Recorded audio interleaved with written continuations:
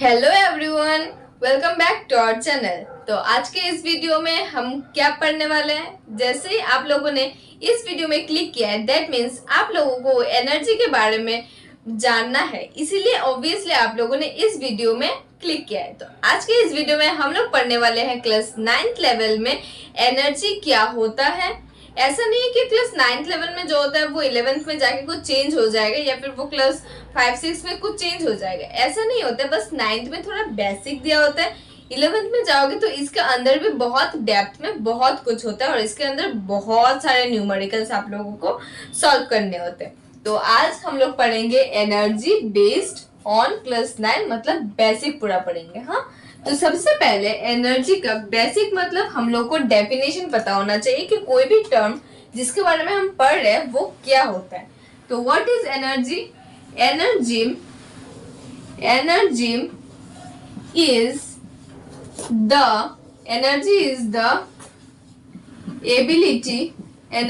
The ability to do work. मतलब कोई भी वर्क करने के लिए हमें जो एनर्जी चाहिए होता है वही हम लोग जो normal day to day life में बोलते हैं एनर्जी, वही हमारा एनर्जी है। ऐसा नहीं है कि साइंस के टर्म्स में हमने जैसा बोला था कि वर्क डन, मतलब अगर तुम एक जगह से डिस्प्लेस ही नहीं हुए दैट मीन्स आपका कोई भी वर्क नहीं हुआ है, ऐसा कोई केस हमारे एनर्जी में नहीं आता। एनर्जी मतलब कोई भी वर्क करने के लिए हमें जितना एनर्जी की जरूरत होता है वो जो हम नॉर्मल लाइफ में बोलते हैं, नॉर्मल डे टू डे बोलते हैं, हर रोज जो बोलते हैं वही एनर्जी यहाँ पे भी डिनोट कर रहा है। बस उसको अभी हमें डेफिनेशंस और वर्ड्स में कन्वर्ट करना होता है। तो energy is the ability to do work. तो हमें क्या पता चला कि एबिलिटी मतलब कितना कोई काम कर सकता है वही उसका एनर्जी होता है। ठीक है, और एक पार्ट लिख सकते हो आप, एनर्जी possessed by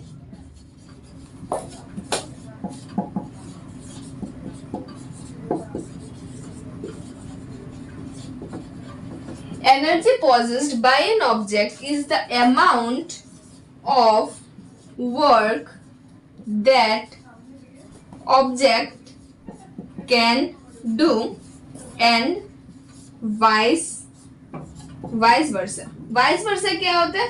मतलब जो मैंने लिखा है एनर्जी उतना ही होता है, एक बॉडी में उतना ही एनर्जी होता है जितना तुम काम कर सकते हो। या फिर वाइस वर्सा मैंने इसलिए लिखा है, या आप ऐसे भी बोल सकते हो कि आप जितना काम करोगे उतना ही आपके पास एनर्जी है।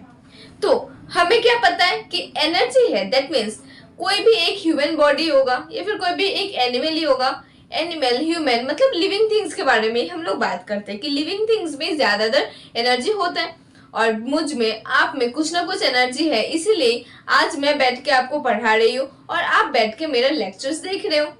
ऐसे हर एक इंसान के पास कुछ ना कुछ एनर्जी होता है।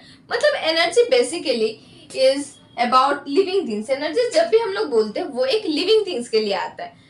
मतलब ये बाय डिफॉल्ट हमारे माइंड में ऐसा ही आता है कि हर एक लिविंग थिंग के पास ही एनर्जी होगा। लेकिन क्या नॉन लिविंग थिंग्स के पास भी एनर्जी होता है? यस।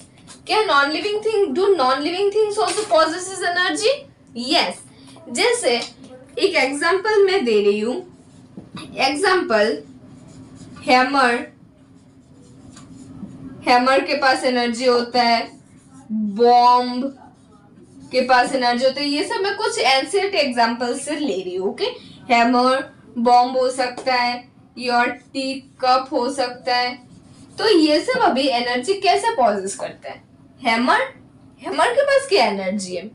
हैमर के पास क्या एनर्जी हो सकता है? बॉम्ब मतलब फायर क्रैकर्स में तो वो कुछ करता है लेकिन उसके पास एनर्जी होता है। तो हाँ, होता है, लेकिन कैसे होता है उसको हम लोग एक एग्जाम्पल से, मैं एक एग्जाम्पल दे रही हूँ हैमर का। जैसे कि हैमर सबको पता है, हिंदी में उसको क्या बोलते हैं? हथौड़ा, जिससे हम लोग ये जो बोर्ड है यहाँ पे, जो जिस नील से मैंने इस बोर्ड को प्लग किया या फिर कोई भी नील हो, नील तो पता है ना, ये जो शॉर्ट पॉइंटेड नील होता है, ये जो नेल है उन सबको अपने वॉल्स में स्टक करने के लिए फिर कुछ भी करने के लिए हमें हैमर्स की जरूरत पड़ती है। तो ये जो एक हैमर है, जब मैं एक हैमर को बहुत जोरों से उठाऊंगी, उठा के जब मैं उसको उठा रही हूँ तब क्या हो रहा है, उसमें एनर्जी आ रहा है। लेकिन अभी ये जो हैमर है, ही इज कैपेबल, या फिर बोल सकते हो it is capable of doing some work. मतलब ये जो हैमर है, ये हैमर अभी कुछ वर्क कर सकता है, मतलब वो जो भी काम करेगा वो कुछ वर्क कर रहा है, ठीक है, मतलब वो कुछ ना कुछ काम तो कर रहा है। मतलब यहाँ पे मैंने लिखा है energy is the ability to do work, मतलब हैमर के पास अभी एबिलिटी है कि वो अभी कुछ काम कर रहा है। तो जिसके पास भी एबिलिटी टू डू वर्क होता है वो क्या होता है, उसके पास एनर्जी होता है, ठीक है। Energy is the ability to do work. तो हैमर के एग्जांपल से आपको समझ में आया, मतलब जब मैंने इसको उठाया, उठा के अभी इस हैमर के पास कुछ ना कुछ एनर्जी है, इसीलिए वो कुछ काम कर सकता है। कोई भी एक चीज काम कर सकता है, दैट मीन्स उसके पास एनर्जी है। अभी जैसे कि बॉम्ब अभी फट सकता है, जैसे कि टाइम बॉम्ब मान लो, टाइम बॉम्ब के पास एक टाइम होता है जिसके बाद वो पूरे जगह को ब्रस्ट कर देगा, पूरा खत्म हो जाएगा ये एरिया। तो मतलब बॉम्ब के पास भी एक एबिलिटी है कुछ काम करने की, और इसका रिजल्ट भी कुछ ना कुछ आता है। इसीलिए ये सब जो है, हर कुछ भी नॉन लिविंग थिंग्स ही हो जिसके पास एबिलिटी है वर्क करने का, वो ही उसके पास एनर्जी रहता है। जैसे कि आप मान लो ये पेन ही है, सिंपली एक पेन है, तो क्या इसके पास एनर्जी है? हाँ, इसके पास बहुत एनर्जी है। इसी एक पेन से मैं आप लोगों को इतना सब कुछ पढ़ा रही हूँ, इतना सब कुछ लिख के बता रही हूँ। तो इस पेन का जो ये लिखने का कैपेबिलिटी है, इस पेन के पास जो लिखने का कैपेबिलिटी है, मतलब एबिलिटी टू डू वर्क है, ability to work, ability to write on this board, यही क्या होता है, हमारा एनर्जी। दैट मीन्स इसके पास एनर्जी होगा। ओके, अभी इसको और थोड़ा ब्रॉडली डिफाइन करते हैं। मैं इस पेज को रब कर रही हूँ, किसी को स्क्रीनशॉट लेना है तो ले सकते हो।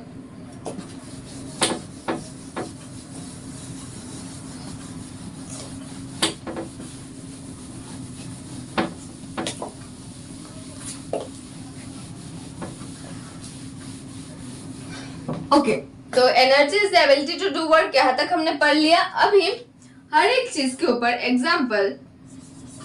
एग्जाम्पल किसके पास कितने एबिलिटी है, एनर्जी या एग्जाम्पल नहीं है, एग्जाम्पल तो मैंने पहले दे दिया। एनर्जी कैन बी गेन्ड और लॉस्ट।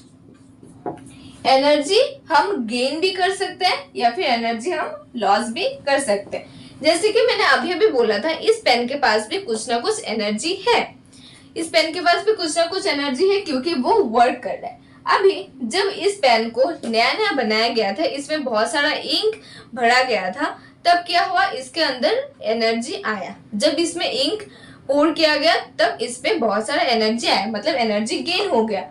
अभी एनर्जी लॉस कैसे हुआ, अब मैं जब यहाँ पे इतना सब कुछ लिख रही हूँ, मतलब इसका अगर इंक अभी तक पहले इतना तक था, तो अभी इंक कितना हो जाएगा, कम होते होते इतना तक हो जाएगा। ये मार्कर है, आप लोग नॉर्मल पेन्स में भी देख सकते हो। तो ऐसे एनर्जी गेन भी होता है, लॉस भी होता है। जैसे कि अभी हैमर का एग्जांपल दिया, तो आप बोलोगे मैम हैमर में कैसे गेन होता है।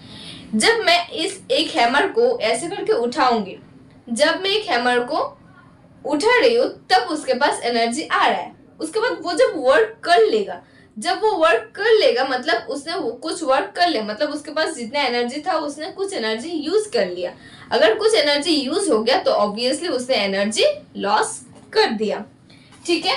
ऐसे ही होता है, एनर्जी कैन बी गेन्ड और lost depending on the work,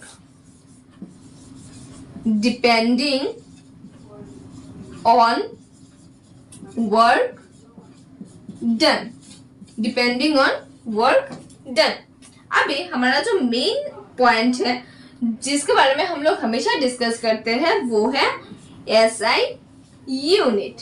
अभी एसआई यूनिट क्या होता है एनर्जी का, वर्क डन का आप लोगों को पता है। वर्क डन का एसआई यूनिट क्या था, न्यूटन मीटर, जिसको हम लोग शॉर्टकट में जूल भी बोल सकते थे। तो energy is nothing but work done, energy is nothing but work done. तो ऐसा यूनिट इसका भी क्या हो जाएगा, जूल। इसका भी ऐसा यूनिट क्या हो जाएगा, जूल।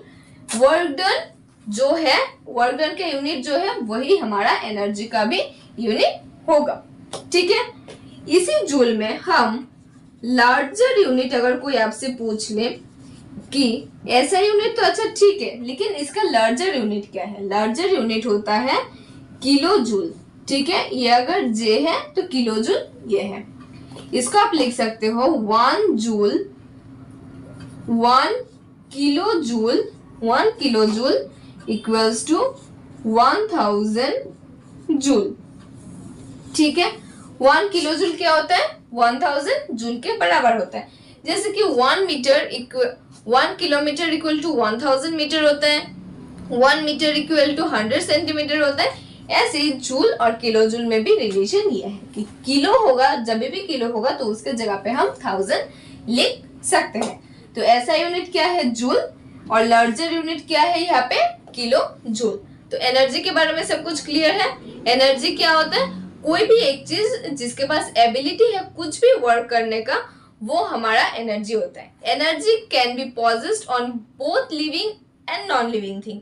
ऐसा नहीं कि सिर्फ ह्यूमन बींग्स में ही एनर्जी है और किसी के पास एनर्जी नहीं है। इसीलिए ह्यूमन बींग्स के पास कितना एनर्जी है वो आप सब लोग देख सकते हो कि आप अगर ज्यादा जल्दी टायर्ड हो जाते हो तो आपके पास कम एनर्जी है। अगर कोई बहुत देर तक काम कर सकता है तो उसके पास हाई एनर्जी है।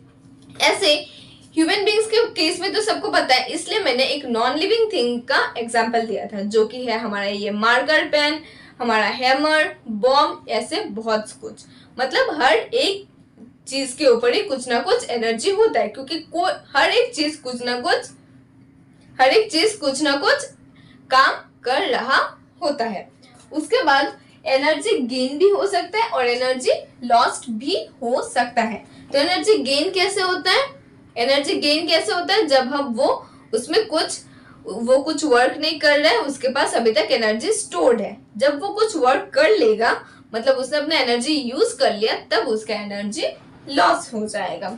जैसे कि इस पेन का इंक अभी धीरे धीरे कम हो रहा है, यहाँ पे देखो कितना डार्क हुआ है और यहाँ पे देखो कितना लाइट हुआ है। दैट मीन्स यहाँ ये एनर्जी लिखने के टाइम इस पेन का भी एनर्जी बहुत ज्यादा था और लॉस्ट लिखने के टाइम इस पेन का भी एनर्जी लॉस्ट हो गया। इस live example that energy can B gained और लॉस्ट। ओके, उसके बाद यहाँ पे और ज्यादा लॉस हो गया, देखो डी कितना लाइट बैठ गया है ना, ऐसे ही होता है। उसके बाद ऐसा यूनिट क्या होता है, जूल, और लार्जर यूनिट क्या होता है हमारा, kilo joule. So that's all about energy. हाँ, इस वीडियो में आपको अगर कोई भी कंफ्यूजन है तो मुझे टेलीग्राम सेक्शन पे या फिर कमेंट सेक्शन में कहीं पे भी आप मुझे डीएम कर सकते हो और अपना कंफ्यूजन बता सकते हो। And if you like my video, do subscribe and share this video, ताकि ये वीडियो और भी बहुत सारे लोगों के पास जा सके और अदर लोगों को भी मेरी वीडियो का लाभ हो सके। So thank you for watching.